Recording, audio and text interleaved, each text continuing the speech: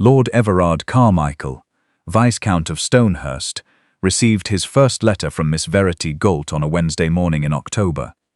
He dismissed it before his second cup of tea. The envelope was plain linen, sealed without a crest. The handwriting was even and precise, the kind that suggested careful schooling but no real authority behind it. The sender's name meant nothing to him. Miss Verity Gault, a woman from the mill town of Harwick, somewhere in the northern reaches of Yorkshire. My dear friends, I have told many stories beside this fire, stories of love earned the hard way, of pride dismantled by truth, of men who believed themselves clever until a quiet woman reminded them what cleverness actually required. This is one of those stories. Pour yourself something warm.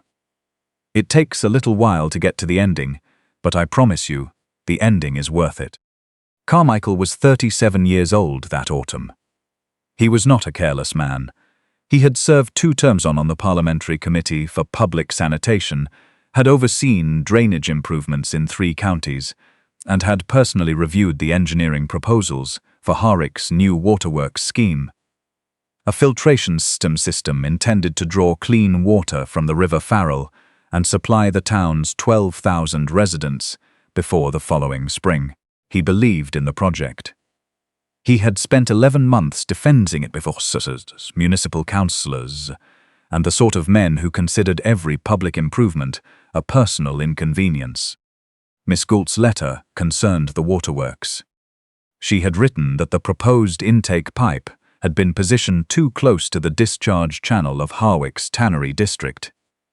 Spring floods, she argued, would reverse the current along the eastern tributary. Tannery effluent would enter the filtration intake before the treatment chambers could process it. She had included a table, hand-drawn, neatly ruled, showing water movement across 4 flood events she had personally documented over 6 years. She had even sketched the tributary junction from memory. Accurately as it happened, though Carmichael did not know that yet. He read to the end of the first page, then he set it down. "Another concern from the public?" asked Mr. Aldous Price, his secretary, entering with the Morning Post. "A woman from Harwick believes she understands waterworks engineering." Price glanced at the flood measurement table. "Shall I forward it to Mr. Dodd?" Dodd was the project's chief engineer. 40 years in the field, veteran of the Manchester and Birmingham waterworks, and a man who considered unsolicited opinions roughly equivalent to bad weather. Tiresome, unpredictable, and best ignored. "No," said Carmichael. "Send her a courteous reply. Thank her for her interest. Inform her the design has been reviewed by qualified professionals." Price wrote the letter. It arrived in Harwick 4 days later. Verity Gault read it at her father's writing table, in the back room of the small house on Foundry Lane that she shared with him and, on alternating weeks, with the 4 volumes of Farr's vital statistics reports that Dr. Edmund Gault had accumulated over 30 years of practice. He had been Harwick's physician since before Verity was born. He had delivered most of the town's children.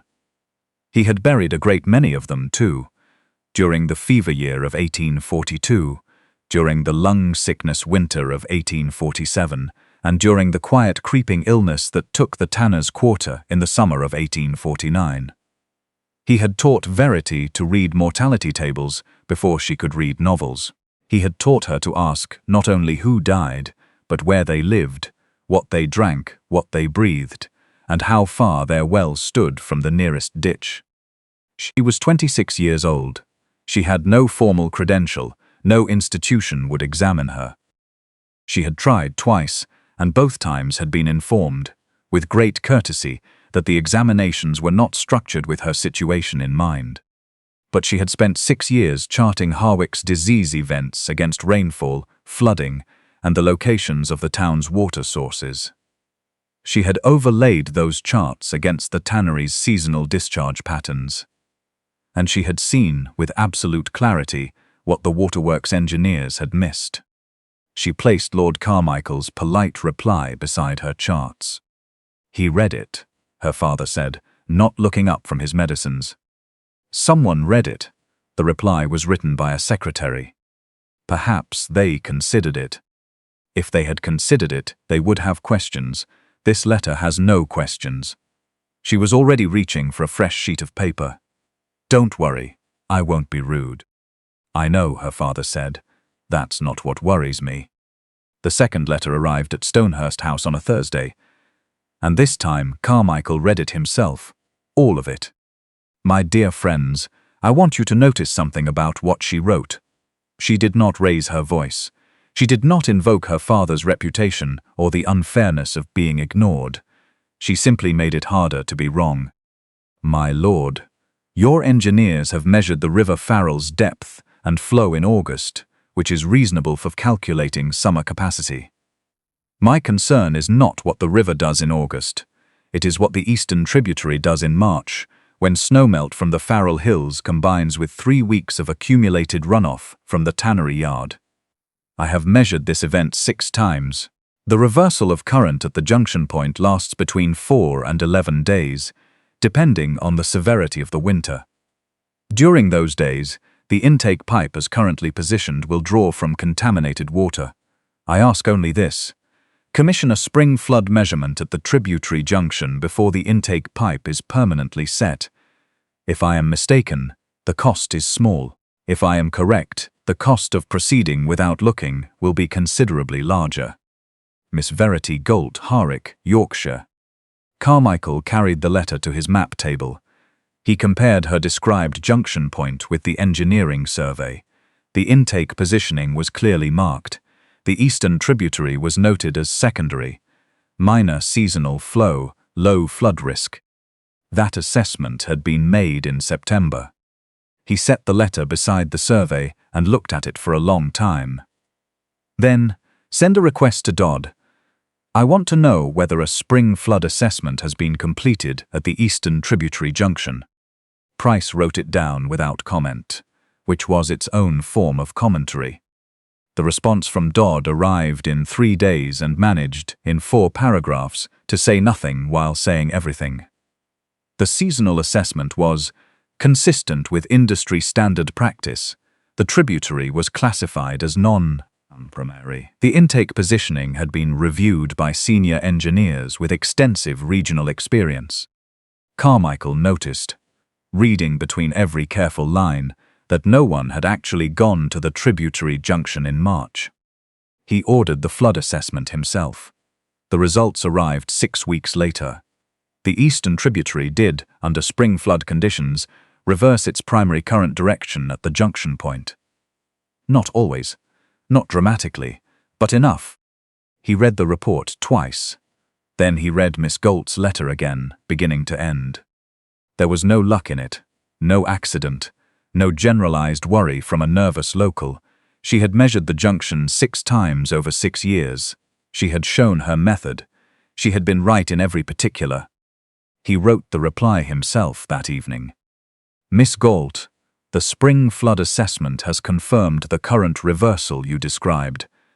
The intake pipe will be repositioned before permanent installation. I acknowledge that I dismissed your first letter without adequate examination. I would be grateful to understand how you obtained 6 years of tributary measurements. He signed it, Carmichael. She answered in 5 days. She had obtained the measurements herself, she wrote.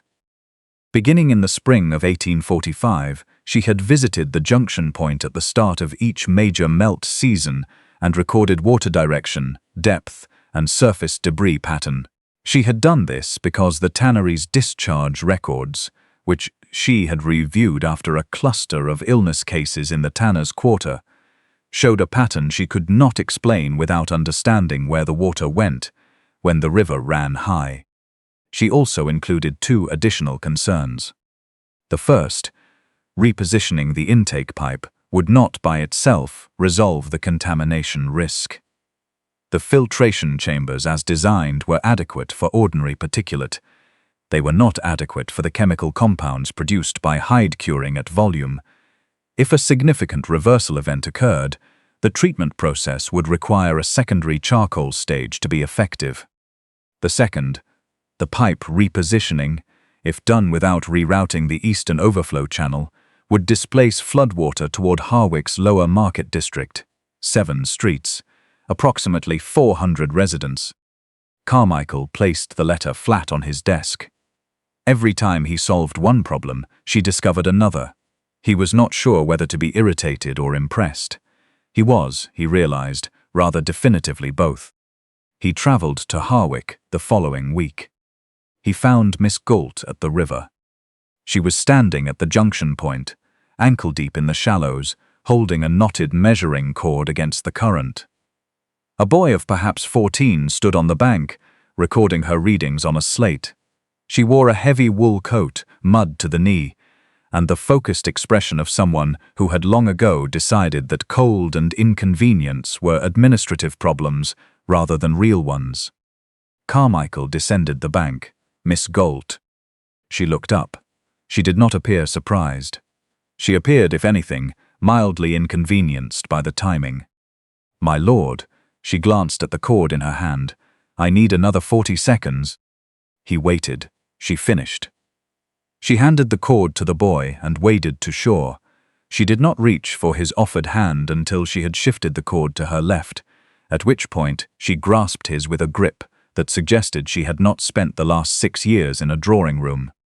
"You came to argue about the charcoal stage," she said. "I came to understand the flood displacement problem," he paused, "and the charcoal stage." She led him to her father's house. The back room stopped him in the doorway. Mortality charts covered an entire wall, disease events mapped by street and season, water source locations, flood extents, tannery discharge records going back to 1843.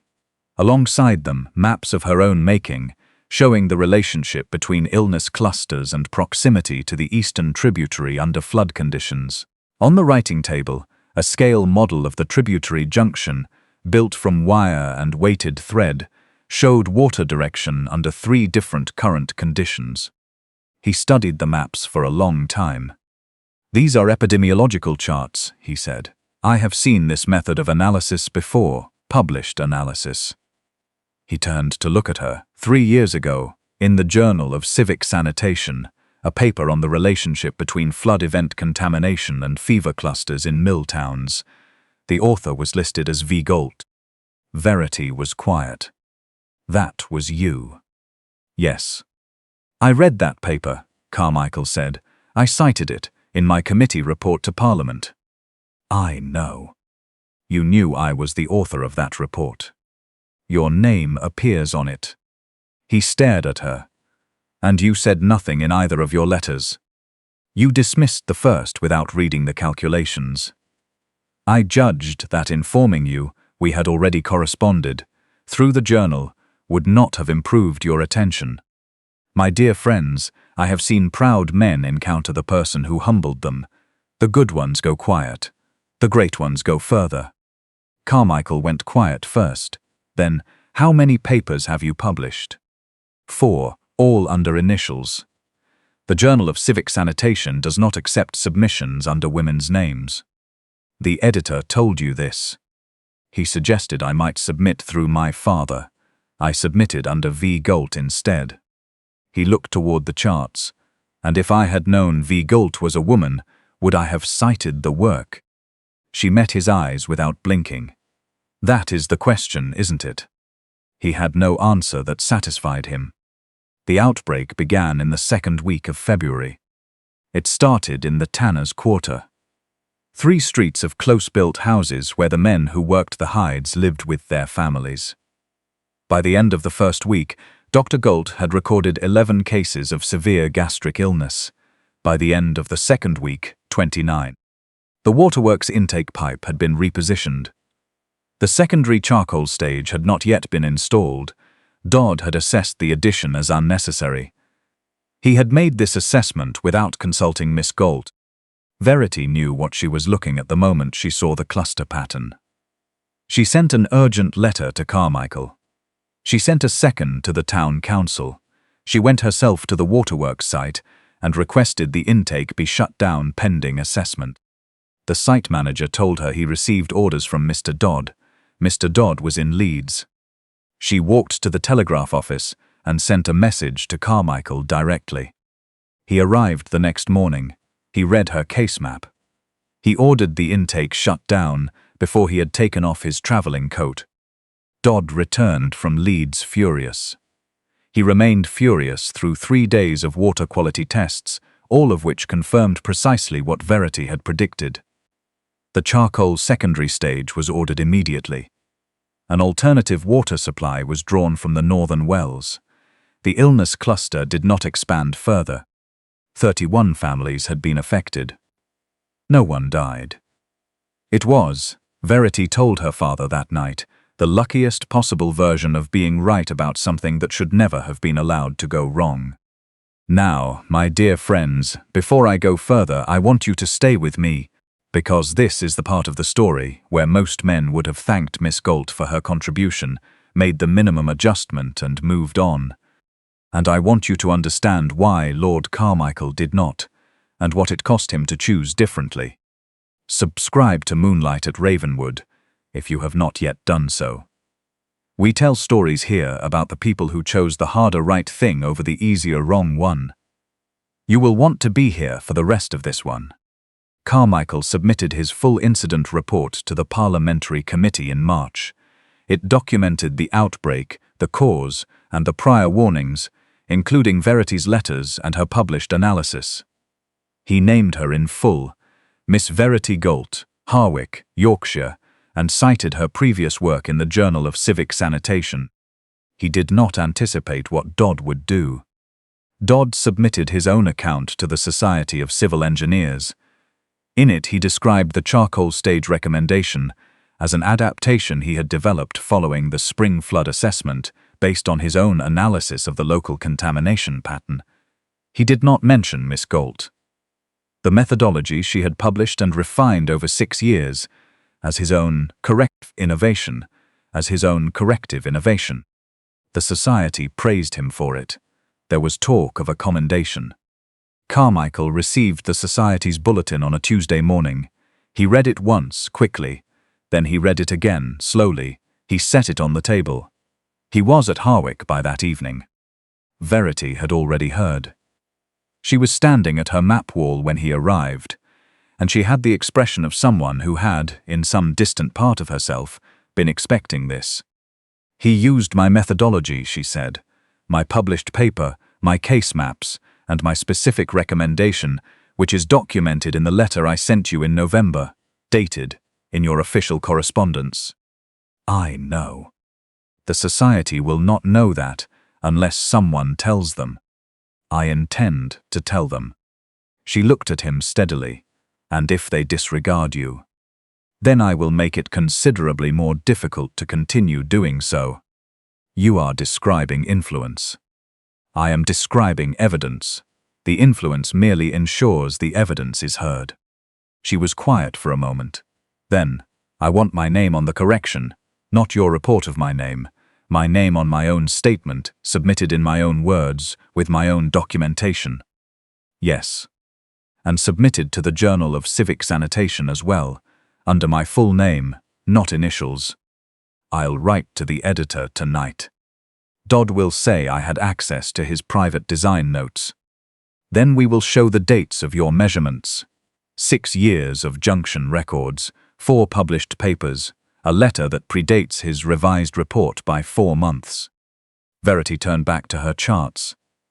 She was already thinking 3 steps ahead of this conversation. Carmichael had begun to recognize the particular quality of her silence when that was happening. Not absence, but acceleration. The hearing was not closed. Verity had insisted on that. A closed proceeding could be managed, she said, and managed proceedings produced managed conclusions. She wanted engineers, journalists, town councillors, and the 31 affected families in the same room. Carmichael arranged it. It was held in the Harwick Mechanics' Institute on a cold March morning, and the room filled in the way rooms fill when word has spread that something genuinely important is about to happen. Dodd arrived with his solicitor. He wore the expression of a man who had decided that confidence, deployed in sufficient quantity, could substitute for accuracy.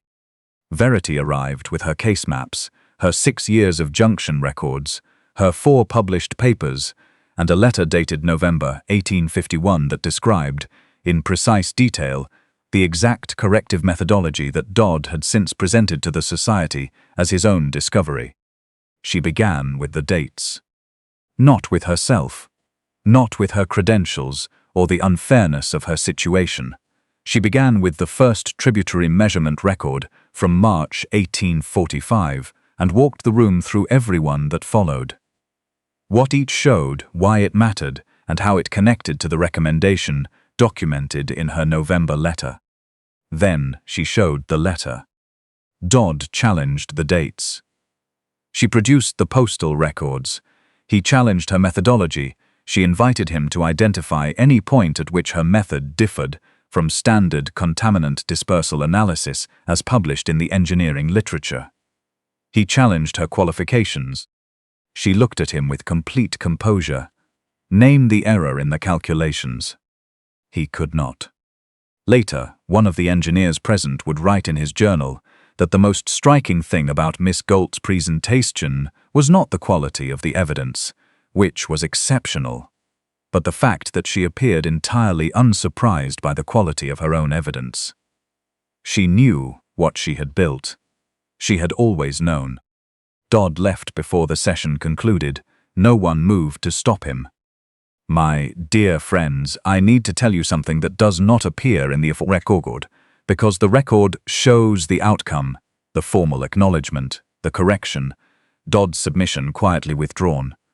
What the record does not show is what happened on the steps of the Mechanics' Institute afterward, when most of the crowd had gone home and Lord Carmichael found Verity standing alone in the February cold, looking at nothing in particular. He had expected relief on her face. The particular satisfaction of a long argument finally settled in the correct direction. She looked, instead, like someone calculating the distance between where she stood and where she had expected to be by now. It is done, he said. The particular thing is done. She pulled her coat tighter. The general thing is not. Dodd will recover his reputation within a year. Men like him generally do. The Society will acknowledge the correction quietly and emphasize the resolution loudly, and the next woman who sends them a letter will encounter exactly the same room. What would you change? She had been thinking about this, he could tell, for considerably longer than the past several hours. She described it on the walk back to Foundry Lane, a public health and engineering review, anonymous submission, work assessed on its merits before the author's name was revealed. A funded examination pathway for practitioners without formal credentials. Her 6 years of tributary data made available to every public waterworks project in the county. That requires money, Carmichael said. Yes. And editorial support. Yes. And a printer willing to antagonize the Society of Civil Engineers. There are at least 2. I have already written to them. He stopped walking. You identified them before the hearing. I identified them in 1849. I have been waiting for the right moment to approach them. She glanced at him. This seemed like the right moment. My dear friends, I told you she had been living at a distance from what she deserved for a very long time, and I told you she had chosen to use every one of those years. This is what that looks like. Not bitterness, not surrender. A plan already written, waiting for the door to open wide enough. The Harwick Review of Public Health and Civil Engineering published its first issue in the autumn of 1852. Submissions were reviewed anonymously. Authorship was revealed only after acceptance. The first issue contained 7 papers. 2 were written by women. 1 was written by a mine surveyor with no formal engineering degree. All were published under their authors' full names. The Society of Civil Engineers called it irregular. The Journal of Civic Sanitation called it the most rigorous new publication in the field. Dodd was not invited to submit.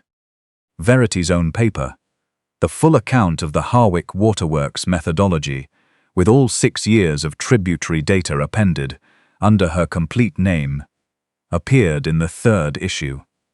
The editor wrote to tell her it was the most requested paper that season. She thanked him and asked whether the anonymous submission policy would be maintained. It was. Now. You have been patient with me, my dear friends, and I have not forgotten that this is also a love story. It simply took the shape it needed to take, rather than the shape that would have been convenient for either of them. Carmichael had been in love with her, I think, since the day at the river junction, though he had not known it by that name at the time. He had thought it was intellectual respect, then admiration. Then one evening, working late in her father's back room over the review's first editorial policy, he had looked up and realized he had stopped thinking about the policy entirely, and was simply watching her correct a margin note, and that this was, in some foundational way, exactly where he wanted to be. He told her so 3 months later, on a walk along the Farrel, after the review's 2nd issue had been received, and after the Society had sent a letter, grudging but genuine, acknowledging her prior contribution to the Harwick waterworks correction. He said he had been mistaken about her letters. She said she knew. He said he had been mistaken about more than that. That he had spent 37 years believing authority and expertise were the same thing, and that she had shown him, with some consistency, that they were not. She said that was a reasonable conclusion to have reached, and that she hoped it would prove durable. He said he loved her. She was quiet for a long moment, looking at the river, which was running clear and cold in the November light, well within its banks, well away from the tannery district.